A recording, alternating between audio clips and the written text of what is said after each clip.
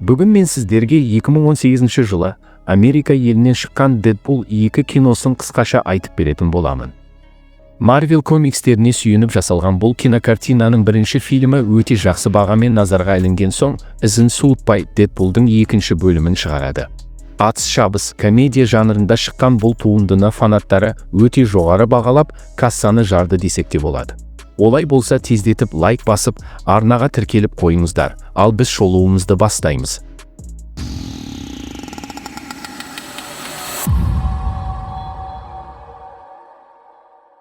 Қайғылы Дэдпул музыкалық қорапты оталдырады да, өзінің о дүниелік болған сүйіктісі Ванессаны есіне алып, бөлмені кезуде.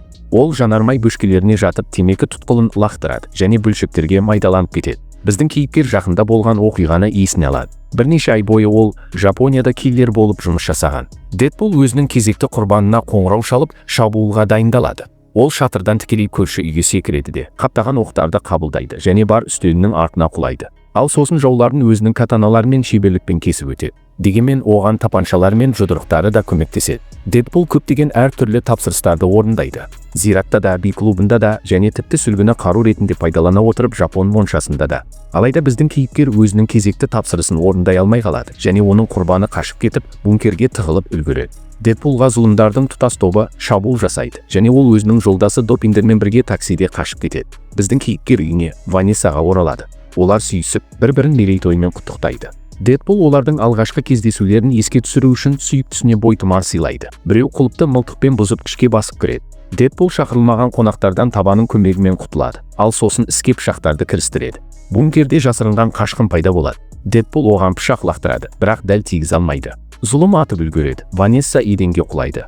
Өкінішке орай оны енді құтқара алмайсың. Дэдпул өкіріп жылайды да, өзінің жауын қолға түсіру үшін терезеден секіреді. Онда оны көлік қағып кетеді. Біздің кейіпкер орнынан тұрады да, қудалауды жалғастырады. Ол зұлымды қуып жетіп, оны көліктен сүйреп шығарады да, онымен бірге жүк көлігінің астына секіреді. Дэдпул алдымен өзінің мұңын Хорек лақап атты барменмен бөліседі, ал сосын өзінің кәрі, соқыр досы Элмен. Міне, біз кейіпкеріміз үлкен жарылыс ұйымдастыруды шешкен сәтке ораламыз. Дэдпул қандай да бір себептермен су астынан пайда болады. Ол жоғарыға жүзіп шығады да, қайта өзінің әйелін көреді. Біздің кейіпкеріміз оған қарай адымдайды, бірақ оған көзге көрінбейтін қабырға кедергі келтіруде. Осы сәтте ол шынайы өмірге оралады. Шынайы әлем оншалықты жайлы емес көрінеді. Дэдпулдың шашыраңқы бөліктерін Колосс есімді X адамдарының бірі жинап алады және оларды Чарльз Ксавий мектебіне сүйрейді.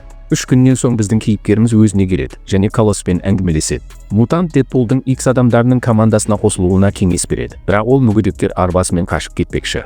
Колосс оны қуып жетеді, еденге лақтырады. Ол X адамдары оның жаңа отбасы болатынын мәлімдейді. Қаласа да, қаламаса да, біз болашаққа ауысамыз. Супер мутант Кейбл өзінің өртеніп кеткен үйінде тұр. Оның әйелі де, сәбиі де өмір белгілерін көрсетпей. Кейбл өртеніп кете жаздаған қонжық ойыншықпен винтовканы алады және тарихқа оралу үшін сағатының тілін айналдырады. Кейбл қандай да бір алқапқа тап болады. Жергілікті тұрғындардың пикапын тартып алады және қару-жарақ дүкенін тонайды. Біздің уақытқа оралайық. Дэдпул тағы 2 мутантпен танысады. Жоғары дыбысты оқтұмсық және оның құрбысы Юкио. Колосс кейіпкерімізді X командасының мүшесі ретінде алғашқы тапсырмасына шақырады. Сонымен не болды екен? Расти есімді мутант баланы үнемі балалар үйінде азаптайды. Ол бүлік шығарып, өрт ұйымдастырды және полицейліктермен төбелесті. Бұл жігіттің лақап аты бекерден бекер отты жұдырық емес. Расти жанып жатқан қолдарымен барлығын қорқытып тұр. X адамдары пайда болады және отты жұдырық мутанттарға өзінің бірнеше шарларын лақтырады. Дэдпул Растиді тынышталдыруға тырысады, бірақ нәтижесінде ол да отты шардан соққы қабылдап екінші қабатқа ұшып кетеді. Онда әлдебір балақай жарма жеп отыр. Дэдпул оның қорабына қол қойып, терезеден секіреді және Растиді өзінің катанасының теріс жағымен ұрып құлатады. Біздің кейіпкерімізге барлығы шапалақ ұрады. Ал полицейлік Растидің мойнына оның супер күштерін басатын құралды кигізеді. Балалар үйінің директоры Дэдпулға көмегі үшін алғыс білдіреді. Ал Расти оны мұнда қинап, азаптайтындарын мойындайды. Мұны естігесін біздің кейіпкеріміз тапаншасын ұстайды да, балалар үйінің қызметкерлерін жайратып салады. Оны Колосс тоқтатады. Дэдпул мен Растиді Айсбокс атты арнайы түрмеге жөнелтеді. Сөйтсе мұнда көптеген қылмыскер мутанттарды ұстайды екен.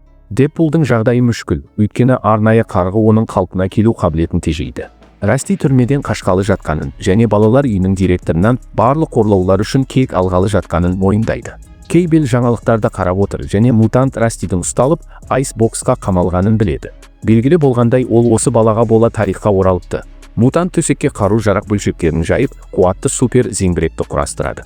Дэдпул мен Расти түрмеде кешкі ас ішіп отыр. Оларға 3 агрессивті мутант жақындайды да Растиге қысым бере бастайды. Біздің кейіпкер балақайға араша түседі, бірақ қарсыластар әлдеқайда күштірек және олардың екеуінде оңай тепкілеп тастайды. Кенет түрмеге Кейбел басып кіреді. Дабыл қағылады. Мутант негізгі басқару блогын талқандап, Дэдпул мен Растидікінен басқа бүкіл камераларды ашады. Кейбел өзінің жолындағы күзетшілерден құтылады және гранатометтан Расти мен Дэдпулдың камерасына дәл атады. Қуанышқа орай біздің кейіпкерлер жарылыс болмай тұрып шығып үлгерді. Олар Кейбелден қашып кетуге тырысуда, алайда мутант оларды қуып жетеді, Растиді өлтірмекші болады. Дэдпул балақайды құтқарады және мутантпен жекпе-жекке түседі. Күштең емес, бірақ біздің кейіпкерді Расти құтқарып қалады. Оның арқасында Кейбел кездейсоқ Дэдпулдың қарғысынан атып жібереді. Ол оның мойнынан ұшып кетеді және супер қабілеттері қайта оралады. Енді олар Кейбелмен бірме-бір төбелесе алады. Дэдпул мутанттың қаруын тартып алады да оның болашақтан оралғанын анықтайды. Олар төбелесулерін жалғастыруда, ал Расти бұл уақытта күзетке өз еркімен беріледі. Дэдпул Кейбелдің гранаталарының бірінен чекті жұлып алады және жарылыстың салдарынан олар сыртқа ұшып, таудың көлбеуімен төменге домалайды. Кейбел тастан ұстап үлгереді, ал Дэдпул көлге құлайды. Өзінің галлюцинациясында ол тағы да Ванессаны көреді. Қыз оған балалар, біздің жақсаруымыздың мүмкіндігі дейді. Бұдан кейін біздің кейіпкер қайта шынайы әлемге оралады және мұзды көлден жүзіп шығады. Дэдпул Хорекке Растиді түрмеден босатқысы келетінін айтады. Бар мен тұтқын мутанттарды жақында жаңа жерге ауыстыратындарын хабарлайды. Дэдпул баланы құтқару үшін өзінің супер командасын жинауға бел буады. Кейбел өзінің пәтеріне оралады. Терезенің алдында тұрып, оның үйіне ұзын, қара шапандағы отты жұдырықтың басып кіргенін есіне алады. Бұл уақытта айсбокста кезекті төбелес орын алады. Осы сәтті пайдалап отырып, Расти өзінің түскі асын жабық аймаққа апарады және оны алып мутант Джаггернаутқа береді. Бала оған одақтас болып, бұл жерден қашып кетуді ұсынады. Дэдпул мен Хорек жаңа супер команда мүшелерінің сауалнамаларын қарап жатыр. Оларға бірінші болып электр қуатын басқара алатын мутант Бедлам келеді. Содан кейін қышқыл түкіре алатын мутант Сайдгайст пайда болады. Олардың командасына сонымен қатар көрінбейтін адам, Шаттерстар есімді өзге ғаламшарлық, сәттілік супер қабілеті бар Дамина есімді мутант әйел және Питер есімді қарапайым ер адам қосылады. Соңғысы мұнда жай ғана жарнама бойынша келген. Расти мен басқа да мутанттарды жаңа түрмеге тасуға дайындалып жатыр. Кейбел Хоректі кепілге алады. Бопсалаудың арқасында ол Растиді апара жатқан колонна туралы барлық ақпаратты біліп алады. Дэдпулдың командасы жігітті босату жоспарын құрастырып жатыр. Олардың барлығы ұшақтан көңілді AC/DC музыкасымен секіреді. Өте әдемі әрі әсерлі көрініспен төменге құзғытуда, бірақ қатты желдің салдарынан бағыттарынан таяды. Бірінші болып Дэдпул қонады. Ол билбордта ілініп қалады. Бедлам бірден автобусқа жабысады, ал Шаттерстар тікұшақтың бұрандасына тап болады. Көрінбейтін адам электр сымдарына қонады. Питер ғана сәтті жерге сәтті қонады, ал Сайдгайст қоқыстаситын көлікке сүңгиді. Оған көмекке Питер жетіп келеді және оны тартып шығаруға тырысады, бірақ ол оған қышқылды түкіріп жібереді. Тірілердің ішінде Дамино ғана қалады. Дэдпул мотоциклге отырады да колоннаны қуып жетуге аттанады. Дамино жерге қонады және біз оның қаншалықты жолы болғыш екенін көреміз. Сөзбе-сөз айтқанда жарты минуттан кейін ол конвойдың ішіне енеді. Кейбел пайда болып, жүк көлігіне атады. Бірақ Даминоның сәттілігінің арқасында оның көзіне күн сәулесі шағылысады және ол дәл тигізе алайды. Кейбел жүк көлігін қуып жетіп, Растиге жетуге тырысады. Дамино оны тоқтату үшін қолдан келгеннің бәрін жасап жатыр. Ол Кейбелмен жекпе-жекке түседі және біз бұл қыздың керемет жауынгер екенін көреміз. Дэдпулдың жолы онша болғыш емес және мутанттардың жүк көлігін әзер дегенде қуып жетеді. Ол Даминоны құтқарып, одан рөлге оралуын өтінеді, Кейбелмен төбелесе кетеді. Біздің кейіпкер жауының оқтарын өзінің катаналарымен қайтарады, ал жүк көлігінің бұл уақытта тежегіштері істен шығады. Расти өзінің торынан үйтіп-бүйтіп шығып кетеді, Джаггернаутты босатады. Үлкен мутант бірден жұдырығымен ұрады. Соның салдарынан жүк көлігі де ол жүріп бара жатқан көпірде қирайды. Көлік бөлшектеніп кетеді және барлығы жан-жаққа ұшады. Көті жеңіл Дамино үрлемелі панданың үстіне құлайды, ал Дэдпул әдеттегідей бас сауғалайды. Ол Расти мен Джаггернаутты байқайды. Алып құбыжық біздің кейіпкерге шабуыл жасайды және оны екі жартыға бөледі. Расти директорден кек алу үшін балалар үйіне баратынын мәлімдейді. Дэдпул оны райынан қайтаруға тырысады, бірақ жігіт оны тыңдамайды. Дамино Дэдпулдың жоғарғы жартысын сөңке секілді өзімен бірге алып кетеді. Біз Кейбелдің де аман қалғанын көреміз. Дэдпул соқыр елге қырсық Расти туралы шағымданады. Пәтерге Хорек жетіп кіреді және Дэдпулдың аяғы 2 жасар балан екенін байқайды. Көп замай онда допиндер мен Дамино да келеді. Хорек Кейбелдің сұмдық азаптаулары жайында баяндайды. Дэдпул Расселді жекелей құтқаруға уәде береді. Бірақ осы сәтте пәтерде Кейбелдің өзі пайда болады. Барлығы қаруларын шығарады, бірақ мутант қолдарын көтереді де онымен келісім шартқа отыруды ұсынады. Мәселенің бәрі, Расти бүгін өзінің алғашқы қылмысын жасағалы жатыр, ал бірнеше уақыттан кейін Кейбелдің отбасында бір жайлы ететін болады. Бұған жол беруге болмайды. Дэдпул Кейбелге көмектесуге келіседі. Оның Растиді тоқтатып, оны қылмыс жасаудан тоқтатқысы келеді. Егер ол мұны 30 секундтың ішінде істей алмаса, ол Кейбелдің оны жайратып салуына қарсы емес. Дэдпул, Кейбел, Домино мен Допиндер X адамдарынан көмек сұрауға барады. Біздің кейіпкер Колостан оның күнәларының бәрін кешіруін және алып мутантты тоқтатуға көмектесуін өтінеді. Бұл арада Рассел Джаггернаутпен бірге балалар үйіне келіп жетеді және директорды табады. Мұнда Дэдпул, Домино, Кейбел мен Допиндер де келеді. Өкінішке орай, балақай ешкімге құлақ аспайды және отпен есіктің талқанын шығарады. Допиндер қорыққаннан қашып кетеді, ал біздің кейіпкерлерге Джаггернаут тап береді. Дэдпул мұндай құбыжыққа қарсы ештеңе істей алмайды, бірақ қуанышқа орай олардың командаларында көті өте жеңіл Домино бар. Тура осы қыз Джаггернаутты тоқтатады. Расти директорды қуалап жүр және балалар үйін өртке орауда. Колосс пайда болып, біздің кейіпкерді құтқарады да Джаггернаутқа шабуыл жасайды. Екі титанның жекпе-жегі өте әсерлі әрі тартысты өтуде.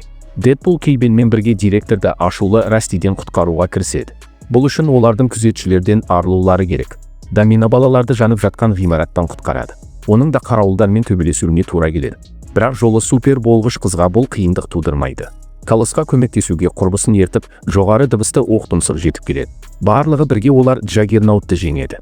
Расти ақыры директорды қуып жетеді және одан кәуап жасағалы жатыр.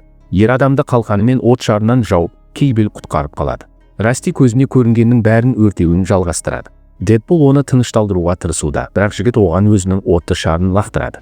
Сонда біздің кейіпкер супер қабілетті басатын қарғыны шығарады да оны өзіне киеді. Расти барлық күшін қолына жинайды. Кейбел тапаншаны ұстайды. Дэдпул мұны байқап қояды да балақайды өзінің денесімен жабады. Растиге бағытталған оқ оған тиеді.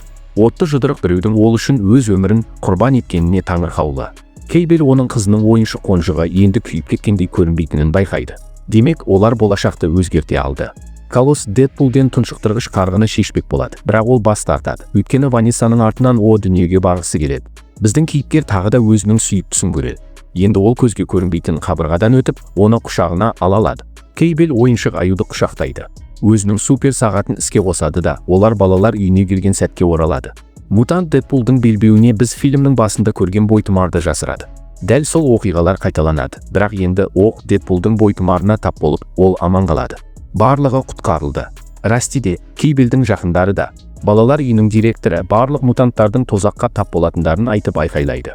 Осы сәтте оны өзінің таксимен Допиндер қағып кетеді. Сосын Дэдпул Кейбелдің уақыт машинасын ұрлап алады. X адамдарынан оны жөндеп берулерін өтініп, өзінің әйелі мен Питерді құтқару үшін өткен шаққа оралады.